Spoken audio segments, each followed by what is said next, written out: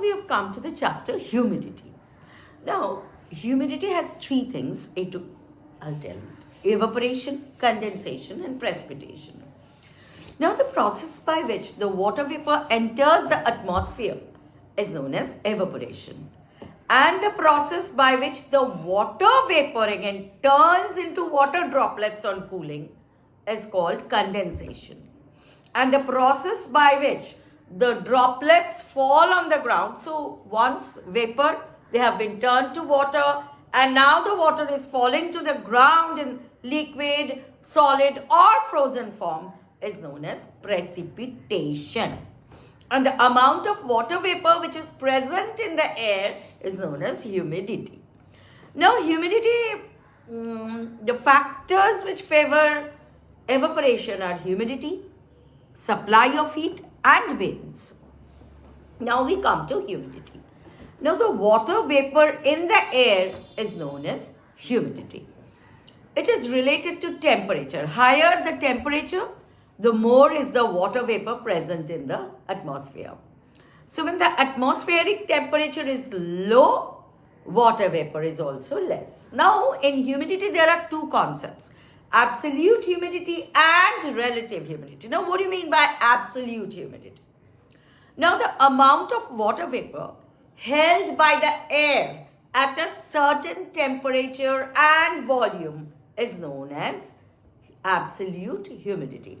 So the total amount of water vapor which is present in the air at a particular temperature and volume.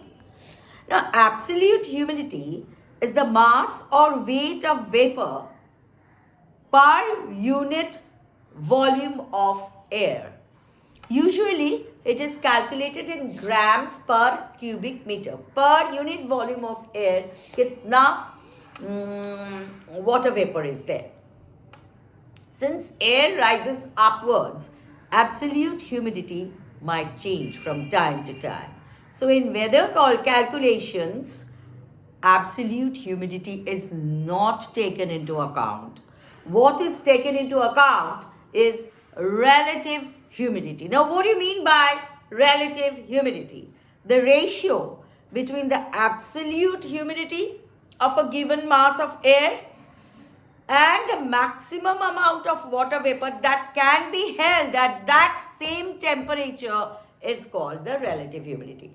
Jitna the water can hold, maximum it can hold 60. But today there is only 40. So 40 by 60 into 100, it is always expressed in percentage. The 40 by 60 into 100 is your relative humidity. It is generally, as I told you, it is expressed in percentage. So actual amount of water divided by the water holding capacity at that volume of air into 100. So suppose, that example I gave you that. So like 40 by 60 into 100, that is, it is calculated in percentage. So this is done.